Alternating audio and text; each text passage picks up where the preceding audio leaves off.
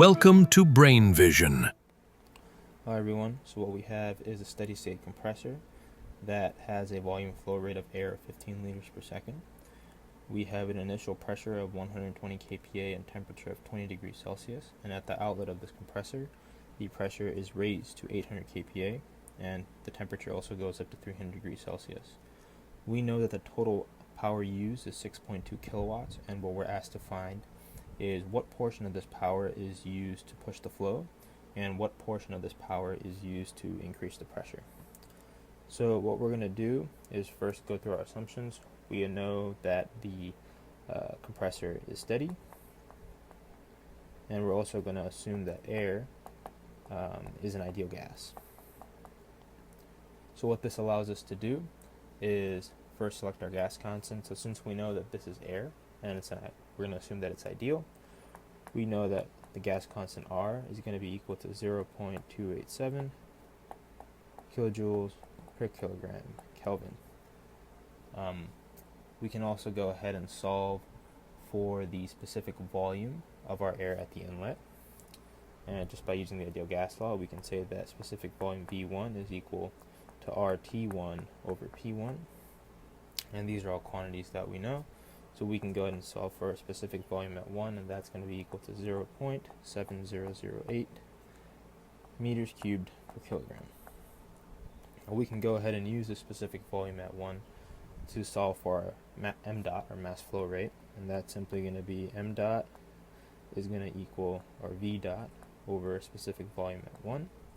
Recall that our v dot is 15 liters per second, and in terms of meters cubed per second, that's 0.015 meter cubes per second.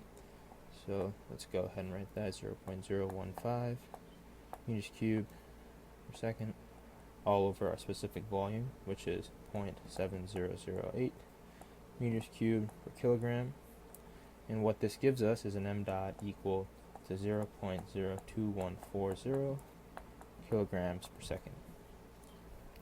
Now what we can do, equation, or use this value to go ahead and solve for our flow work. Now recall that our flow work is going to be equal to P2 V2 minus P1 V1. Now since we can assume that this is an ideal gas, we can just simply write this as R T2 minus T1, since PV equals RT. Remember that we do have the final and initial temperatures, so we can go ahead and say that the specific flow work is equal to 80.36 kilojoules per kilogram.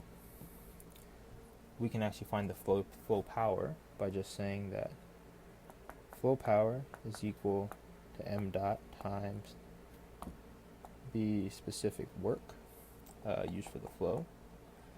And what this gives us is a flow work of 1.72 kilowatts.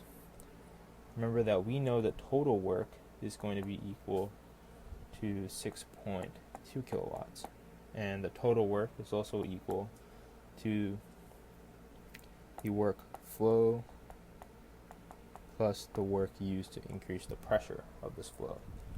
So we can go ahead and say that W dot P is equal to W dot minus W dot flow. And what this gives us is a W dot P of 4.48 kilowatts.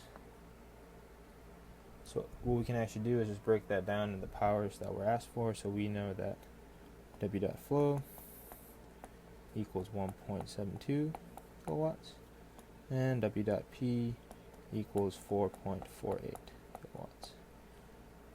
And this is our final answer.